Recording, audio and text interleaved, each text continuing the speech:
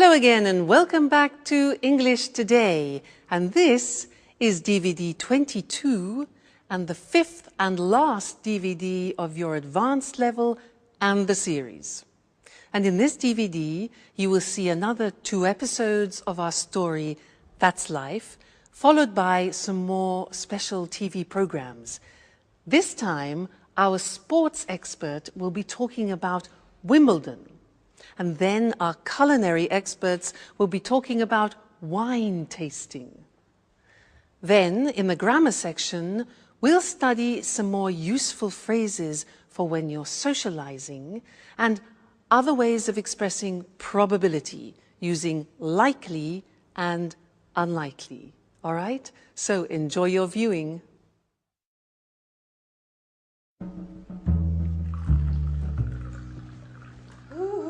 Anne! Hi. I'm so happy you have accepted my invitation. What a strange voice you have. I almost wouldn't have recognized you. It's the thrill. You can't imagine how I've longed for this moment. Oh, really? You don't say. To be truthful, I'm rather emotional myself. Oh, I'm glad you feel that way. Slow down, boy. I really don't want to wake the others. Oh, the others? Never mind. Who cares if they find out? Actually, I'd rather they didn't. You know how I am. I'm shy and reserved. Oh, what a pity. I know. And that's why I'm crazy about you. Reserved with the others. But you are a tiger when it comes to what you want. Come again? Oh, you know exactly what I'm speaking about. Well, let's light a candle. I want to see your face.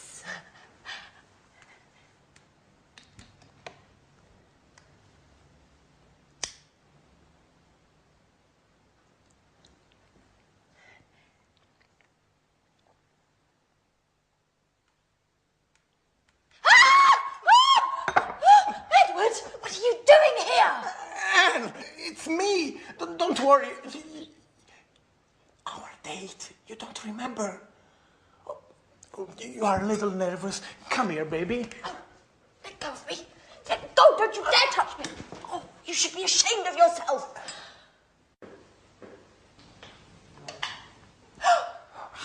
Hey, what's going on in here? Edward? No. Anne? Oh, now I understand everything.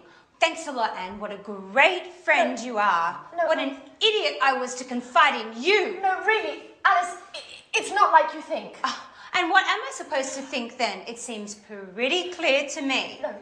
No, really. Let me explain. I thought it would be Jack. What does Jack have to do with it? Why did you leave me this note in my napkin the other day? Edward, it was me who wrote you that note. I can't believe you don't get it. But the poetry and the roses, that was you. Sorry about that. I thought... I'm so sorry. What an amateur you are, Edward.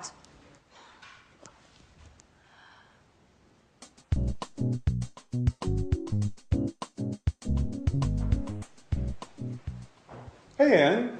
Hi. Have you read the paper? There's an article about Peter. Our singer has become famous. No, I haven't read it. To tell you the truth, I'm really not interested. What a pity. It's very interesting. Hey, Alice. Hi, Alice. Take a peek at the paper. There's an article about Peter. Whoopee, glad to hear it. Who cares? Fun you girls are. It's quite the pleasure to hang out with you. Edward, at least you'll be interested. Would you like to read this article about our friend Peter? Actually, I wouldn't, Jack. Would somebody explain what's going on? I have never seen so many long faces. You and your expert advice.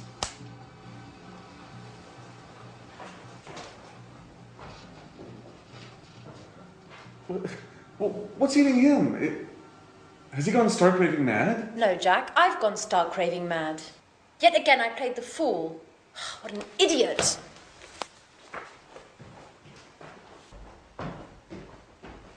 Okay, Alice, at least you'll explain what's going on. I'm in the dark here. It's a long story, Jack. A horrible mess. It all began with a misunderstanding. Well, I'm all ears. Go on, Alice, do tell.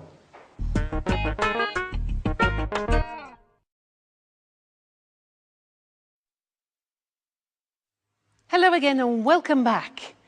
I want to look at some more socializing language with you because very often you just don't learn that when you study in schools and things like that. And it's very important when you're traveling to be able to socialize and feel confident. What I'm going to do is some of the things are new, some of the things you already know. Now, I'm going to say something to you and I want you to think about how we use these particular phrases. All right, so let's start. Now, if I say to you, never mind, don't worry, never mind, don't worry, when do we use that? Yeah, it's often in a situation where, for example, you disturb somebody, you say, oh, I'm terribly sorry, because you pour red wine on their trousers or something like that. I'm terribly sorry. The person apologizes and you say, never mind, don't worry. It means for you it's not important. Okay? So, never mind, don't worry.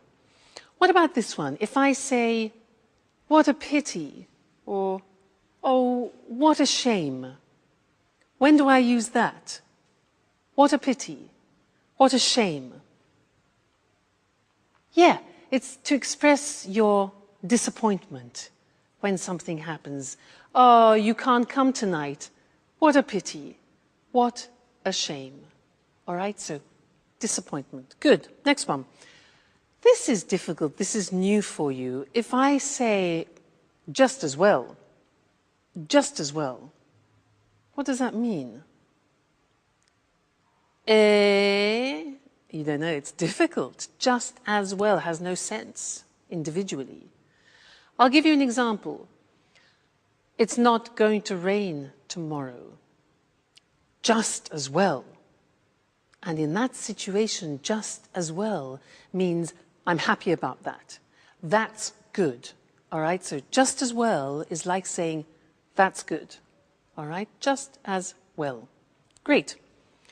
Next one, sorry about that. Notice we say sorry about that. Okay, that's when you want to apologize about something. Sorry about that. Very common, sorry about that. Next one, this one. Well, fancy that. Well, fancy that. Now this we use when we want to express surprise. Fancy that. He won the competition. Really? Fancy that. Okay, good. Next one. You must be joking. You must be joking. Joking, now that is when you don't believe something. You want to express your disbelief. So, for example, England won the World Cup. Oh, come on, you must be joking. Right? Now, this one you do know, so this is revision. When do we say, well, actually, I'd rather you didn't? Well, actually, I'd rather you didn't. You know those golden words, well, actually? Yeah. Somebody asks you something like, do you mind if I smoke?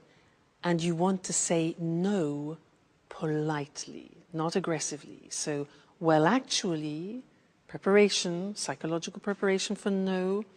Well, actually, I would rather you didn't. Well, actually, I'd rather you didn't. Very important. These are nice. Mind how you go. Take care. Very nice phrases, those. Mind how you go. Take care.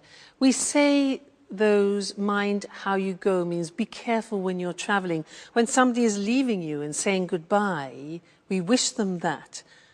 Take care, mind how you go. It means look after yourself, all right? And the last one is cheers. Now, cheers is something we usually use when we're drinking. Two people, cheers. But now we also use it in a familiar way to say goodbye. Cheers. So that's what I'll say to you now. We've finished our socializing lesson. So cheers. See you in the next lesson.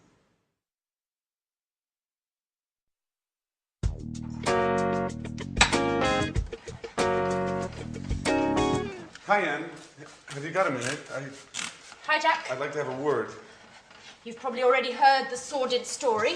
Yes. Listen, Anne. No, I want you to listen, Jack. You've probably had a good laugh on my behalf. Now, that said, I prefer no further comments on the story. It is not my intention to make fun of you, Anne. Although I must admit that the whole misunderstanding was rather amusing. Great. Now, pretty please, let's not talk about it anymore. Well, I would like to have a word about it.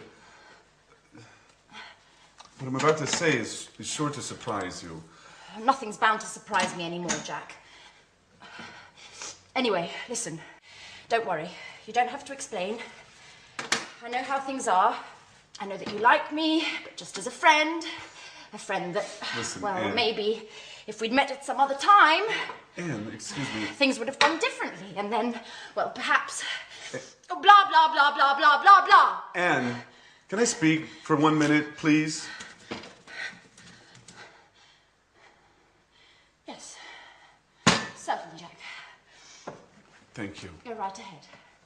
Now, you know how I suffered about Sharon. And well, after her, I didn't think I'd ever feel anything about another woman. But then you came back from your holiday and I started to feel better. I didn't think about Sharon so much. What are you getting at, Jack? Anne, it was because of you that I managed to forget about Sharon. Well, that's what friends are for, n'est-ce pas? You really don't get it, do you? Get what, Jack? Anne, I'm trying to tell you that I'm in love with you. I didn't want to believe it at first. I thought I was attracted to you because I felt so alone in the world. But then this feeling grew, and when Alice told me about Edward, I realized it should have been me to bring you those flowers. Jack, if this is some kind of a joke, it's not very amusing. No, it's the truth, I swear. We were made for each other.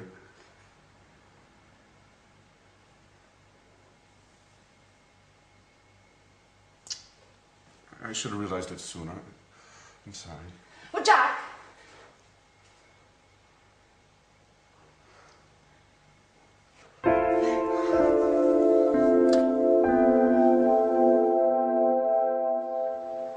So, Edward, are you going to explain why you called us all here today? What's so urgent? Well, listen. Something marvelous has happened, to say the least. I must say I'm a little unsure about what you term marvelous. Oh, let's put aside our differences, Alice. We should all be happy today. Oh, just a moment. Yep. Oh, great. Great. Don't worry. They are certain to accept. I've already spoken with the group. Yeah. They are bound to be here any moment. Yeah. We'll be sure to get the details later. Bye-bye. Edward, do you plan on telling us what's going on? Well, you all remember that I was in touch with the producer to propose what I've filmed with you in this house. Yes, and? He ate it up. He loved you all. The house, your daily gossip, your relationships. Oh, great. They have already arrived. Excuse me for a moment. I'll get it. Who's arrived? Who? Come in. This way. Edward, what's going on, who are these people? Hold on now. Mr. Martin, the producer, has accepted my proposal. We are going to make some TV shows here. And you are going to be the stars. You are bound to become famous. And I've already come up with the title. At Home with Anne. What do you think? Oh my God.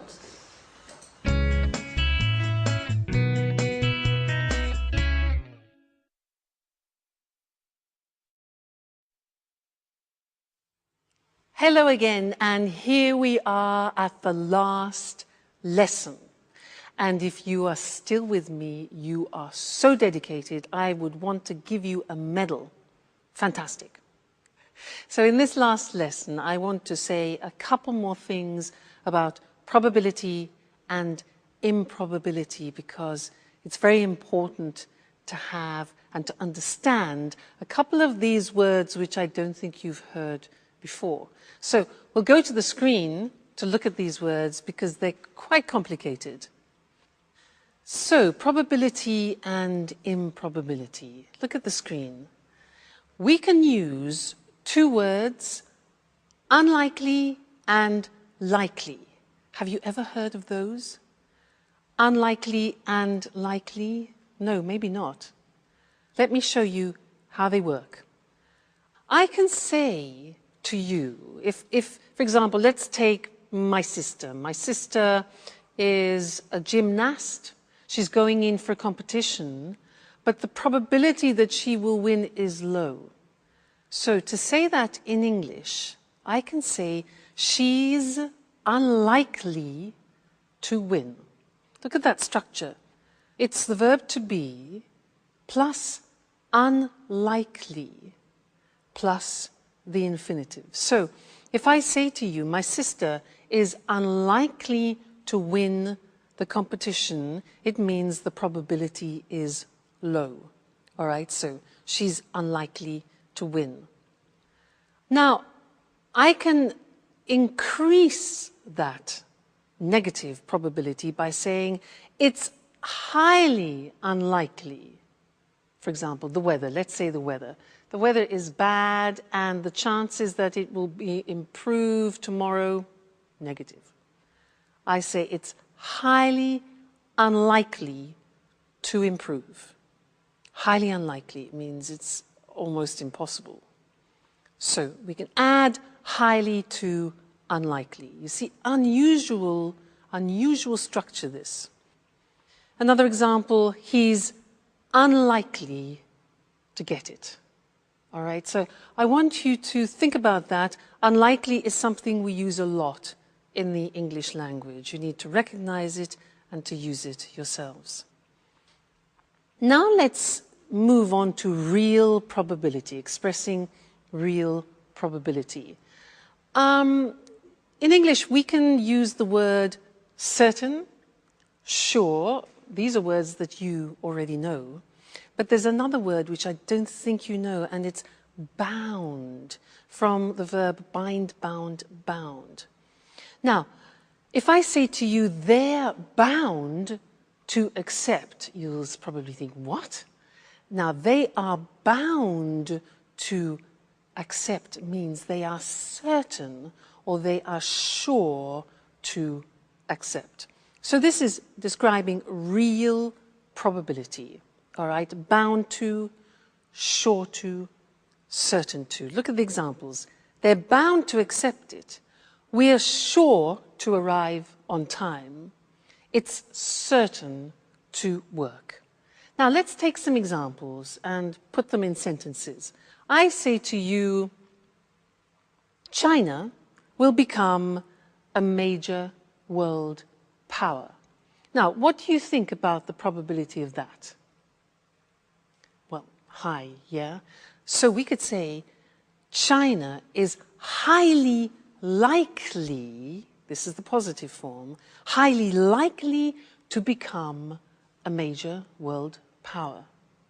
Another situation, what about this? In our lifetimes, a woman will become Pope. How about that? Right.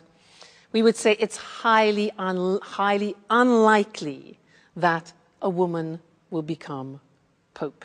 All right, highly unlikely. Another example, the world's climate will continue to change. I think that's obvious, yeah? So we could say the world's climate is bound to continue, is sure to continue to change if we keep behaving like this. And one more. You'll learn English if you follow this course. That's for sure. So we would say, you're sure, you're bound to learn English if you follow this course. All right, so different ways for you to express probability, strong probability, less strong probability. Fantastic. Well, what can I say to you? You have been wonderful. You've studied hard, followed all the lessons. All I can say is keep practicing. Go to England, go to America, go to Canada, go on a holiday, speak to tourists, speak to friends, do courses, keep reading. It's important. You know, English is an important language. Today, it's not possible to work or live without it. So thank you for being such great students. And who knows, maybe you and I will bump into each other in a street in London. Well, I hope so. So take care, look after yourselves, and good luck with your English, okay? Bye, and thanks again.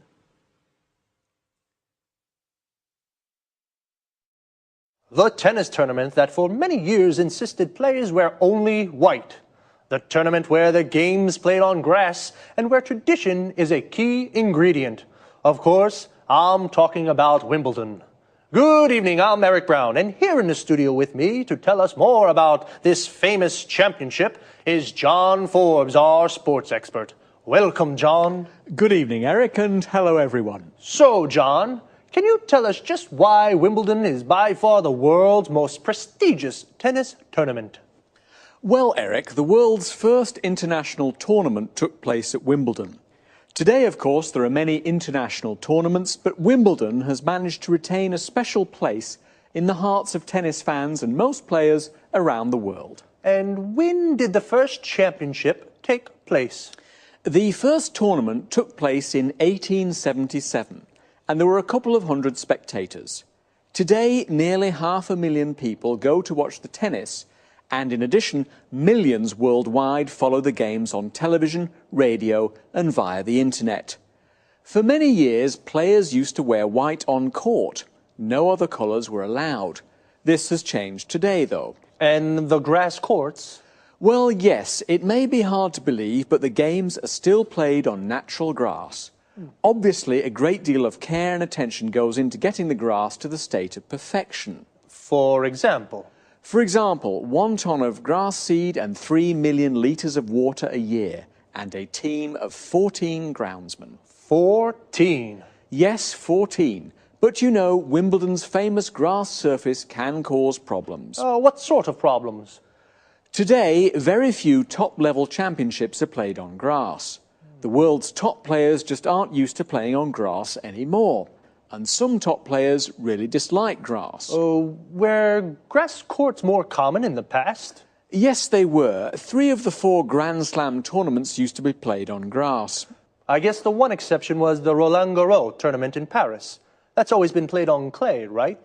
That's right, Eric, but the Australian and the US Opens, which were originally played on grass, have now switched to surfaces requiring less maintenance, leaving only Wimbledon with the surface on which tennis originated. And what difference does the surface make? Actually, it makes a big difference, Eric. On grass courts, for example, serves can be very, very fast, over 210 kilometres per hour, and the ball tends to bounce lower than on other surfaces, giving attacking players an advantage. And the alternatives? One alternative is the clay surface of the courts of Roland Garros in Paris. Here, compared with Wimbledon, the game tends to be slower and the ball bounces higher, giving the defensive players the advantage. Fascinating. Okay, thank you, John. One last question. Where exactly is Wimbledon? Wimbledon is a pleasant, leafy suburb in southwest London.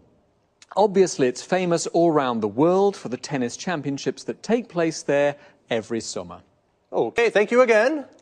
Thank you. Goodbye.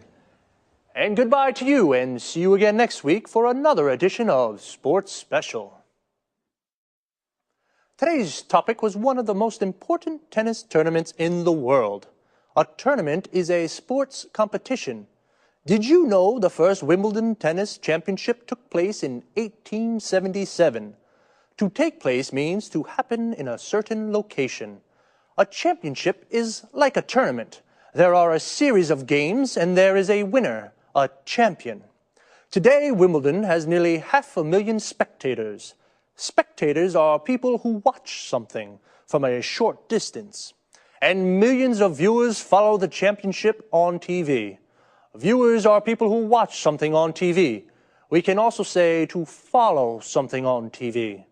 A person who plays tennis is called a tennis player. Tennis is played on a tennis court.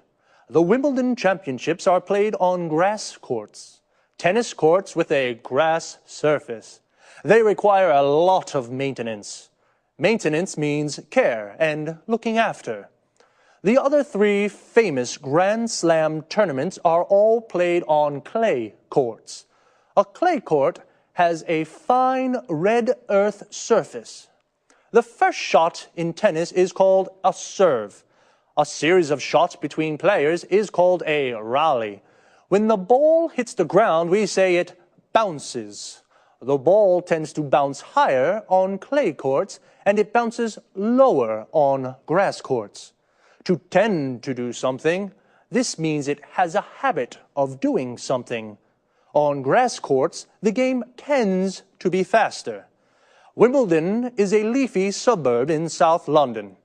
A suburb is an area of houses away from the city centre. And leafy means there are a lot of trees. That's about it for today. I'll see you on Sports Special next week. Bye-bye. Welcome to all our viewers. Lisa, this is our last show together. I hope you've enjoyed these informal chats as much as I have. Of course, it's been fun for me as well. Now then, what are you going to talk about today? I've received quite a few emails from people who want to learn about wine tasting. You know it's become very trendy these days. Great. I wouldn't mind understanding a little more about wine myself. Let's begin with the right approach to wine. First of all, before drinking it, one should appreciate the taste of wine. There are 3 steps to correct wine tasting: look, smell, and taste. Well, what should one look for? Colour is the first thing. Whites range from green to yellow to brown, and red ones can be pale red to deep brown. Is the colour of wine related to age? The general rule is whites tend to darken with age. It's usually the opposite for red ones. Now tell me, Lisa, why do people tend to swirl their wine before tasting it? For 2 reasons: to observe the body of the wine and smell its aroma. Now, how do aromas of wines differ? Well, there are many different kinds of bouquet. For example, perfumed, spicy, smoky, and toasty. Well, now it's time to taste. Oh, before tasting, how should wines be poured? Let me show you. Still wines, like this one, should be poured towards the centre of the glass. Remember that sparkling wines, on the other hand, should be poured against the side of the glass. Why is that? So the bubbles don't escape. So, now try sloshing the wine yourself. Observe it carefully. Are there good legs? Legs? What do you mean? Can you see the droplets on the glass? Yes. Well, they indicate a thick body of the wine. Now, have a first sip. Swish the wine around your mouth and give us your first impression. It's, how can I say, slightly bitter. Seems like a fruity taste to me. You see, You've already identified 2 wine flavours. Now, take another sip and see if you can't taste the tannin. I'm not really sure. In the beginning, it's difficult to define a wine. This is, without a doubt, a round, full-bodied wine. Now, I notice you chose this glass for red wine. What are those glasses for?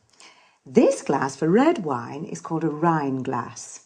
This tulip-shaped glass is for white wines, and that flute is for sparkling wines. And those items over there are the basic wine utensils, aren't they? Yes, this is a corkscrew, and this is a foil cutter. Other useful objects are a drip catcher and a decanter. Well, I'm sure there's a myriad of things that we could say about wine, but unfortunately our time is up. Lisa, thank you for being such a great hostess. My pleasure.